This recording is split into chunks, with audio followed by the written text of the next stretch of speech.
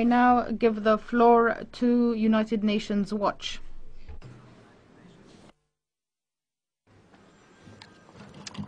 Thank you, Mr. President.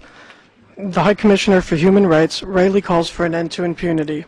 Today we ask, is the United Nations doing its part? Let us consider the voices of the victims. We heard them last week, just across the street.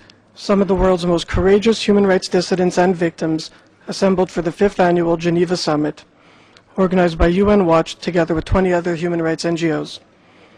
We heard from Syrian activist Randa Kassis. She spoke of the 70,000 of her fellow people who have been massacred so far.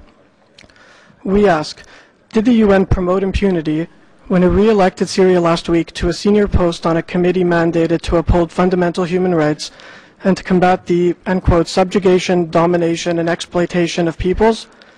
Was impunity promoted when, predictably, Syria's state-funded news agency trumpeted this election and propaganda victory? We also heard from Mukesh Kapila, the former UN coordinator for humanitarian affairs in Sudan. He described evidence of Sudanese crimes against humanity in the Nuba and Blue Nile regions. We ask, did the UN promote impunity when it elected Sudan a member of ECOSOC, then made it vice president, and then nominated it to chair its proceedings on humanitarian affairs?